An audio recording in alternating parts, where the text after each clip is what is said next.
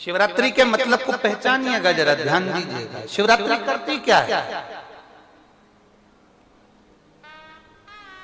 आज पूरा देश, पूरा विश्व शंकर भगवान को एक लोटा जल चढ़ा रहा है। शिवरात्रि करती क्या है? भगवान कृष्ण का जन्मोत्सव आता है, जन्माष्टमी, तो भगवान कृष्ण का जन्म हुआ। रामनवमी आती है तो राम जी का जन्म हुआ।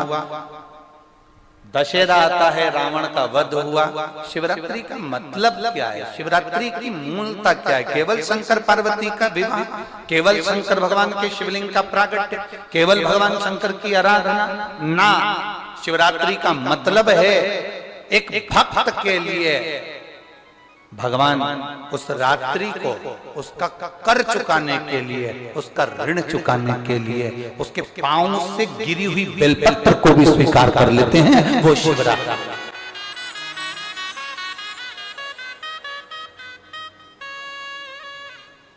शिवरात्रि पर एक फल चढ़ता है भगवान शंकर को,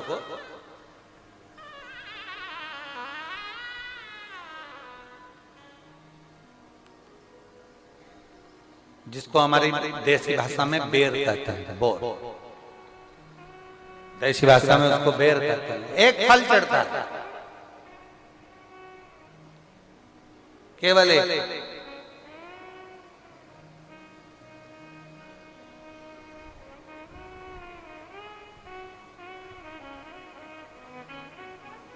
आप कितने भी बेर खा लो,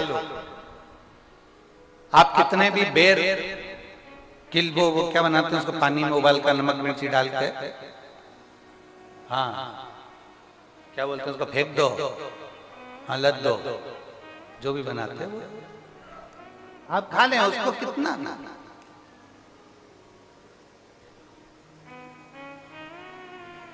पर शिवरात्रि पर चढ़ा हुआ एक बेर, भगवान शंकर को जो तुमने बेर समर्पित करा है, या शिवरात्रि के दिन भगवान शंकर को जो तुमने बेर दिया है, उस बेर को, चढ़े हुए बेर को यदि आपने रख लिया और कोई बच्चा माइंड से, बुद्धि से भी विकलांग है, उसको लग रहा है कि इसकी बुद्धि पूर्ण तरह से काम नहीं कर रही, लग रहा है कि इसका विवेक काम नहीं कर रहा।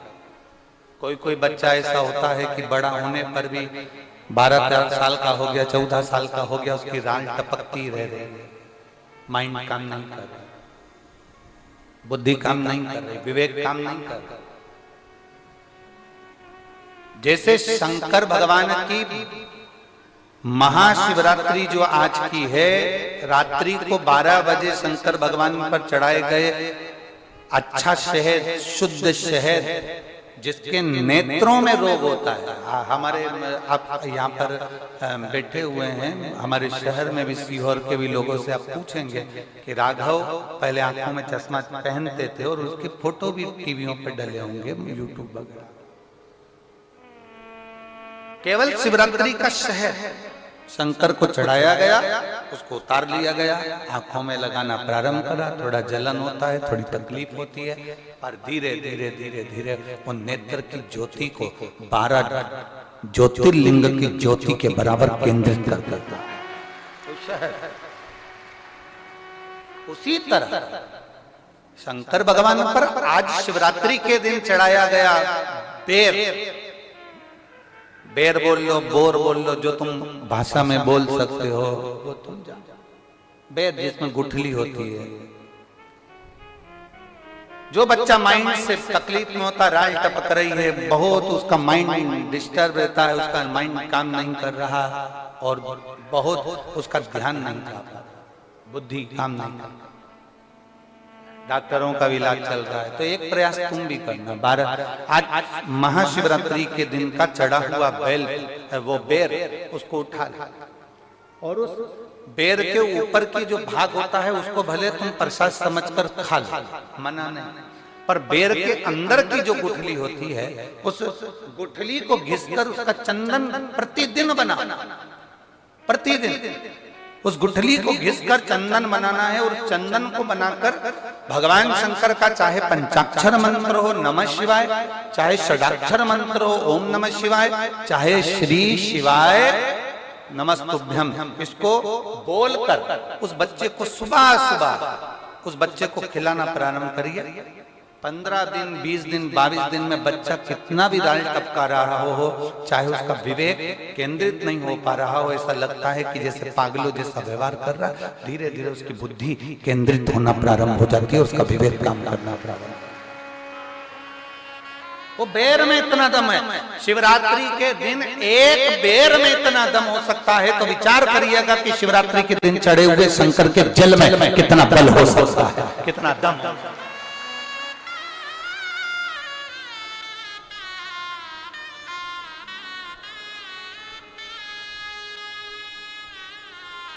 कितना।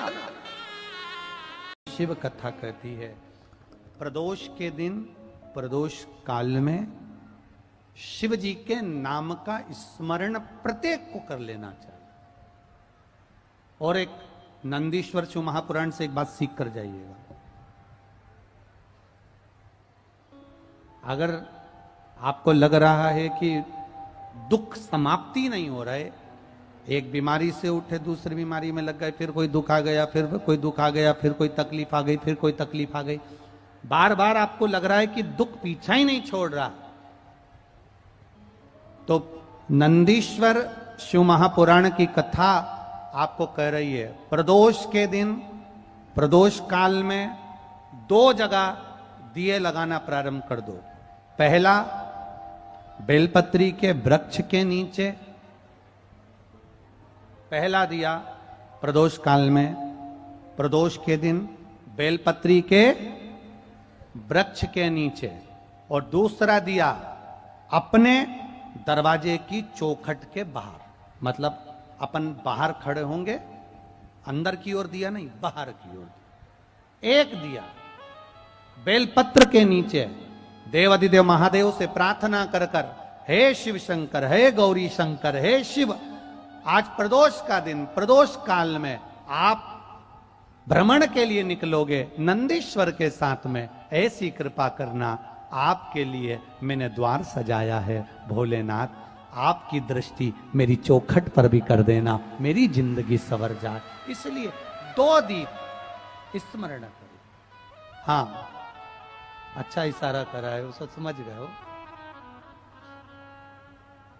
जिस दिए को आप लगाओगे प्रदोष के दिन, प्रदोष काल में, एक दिया बेलपत्री के वृक्ष के नीचे लगाया है, और दूसरा दिया जब आप घर में प्रवेश करोगे तो राइट हैंड पर ही लगाएं।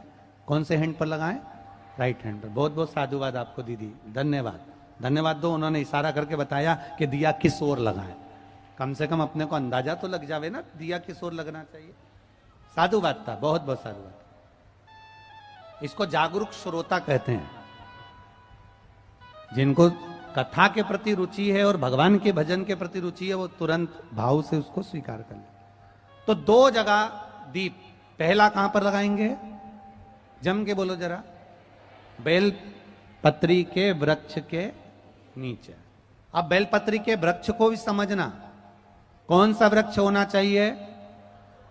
जो आप खड़े हो, दोनों हाथ ऊपर हो, उस हाथ तक भी उसकी पत्ती को स्पर्श ना हो पाए, मतलब उसकी छाया हमारे पूरे शरीर पर पड़े, तो बेलपत्री के वृक्ष की मूलता का आनंद है।